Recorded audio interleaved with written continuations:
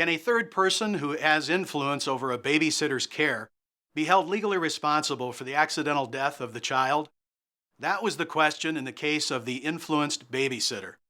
In this case, parents asked their babysitter to care for their 10-month-old daughter. The sitter lived with her mother in an apartment with her mother's boyfriend. The boyfriend's son was the owner of the apartment building. It was decided that the sitter would care for the baby at the apartment. That same day, the owner of the apartment stopped by to have a sandwich and watch TV between jobs. The baby became upset, began to cry, and appeared to be tired. The sitter was unable to comfort the child. The sitter thought the owner was irritated because the baby continued to cry. In fact, the owner told the sitter that the baby's crying was giving him a headache. The sitter said that she felt a little bit of stress or pressure from the owner, who suggested that the baby needed a nap. And he told the sitter the baby should be placed in her car seat and put in the bedroom.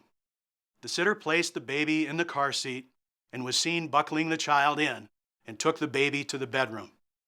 After the owner left the apartment, the sitter went to the bathroom, heard a loud noise, went to the bedroom, and saw the car seat tip forward and the baby lifeless. The bottom buckle was not latched, and the baby's neck was caught on the upper strap, and she died from positional asphyxiation. The sitter and the owner of the apartment were sued. The sitter never answered the suit, and a default was entered against her. The apartment owner was sued, but claimed that he had no legal duty to the baby. How would you decide this case? Does the law impose a duty on the apartment owner, who had influence over the sitter's decision to put the baby in the car seat and place the baby alone in the bedroom to sleep? We'll be back in a moment to answer that question. Can the apartment owner who influenced the care provided by the babysitter be held legally responsible for the sitter's care of the child? No, said the South Dakota Supreme Court.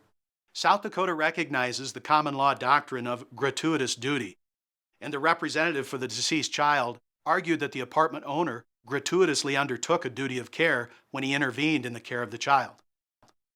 However, the court held that the sitter never expressly or impliedly relinquished her duty of care for the baby to the owner. The sitter testified that she was in charge of the child and made the decisions regarding the baby's care. The sitter agreed that she was not anxious or afraid of the apartment owner. While he may have sounded irritated or made suggestions to the sitter, at no time was he in charge of the baby.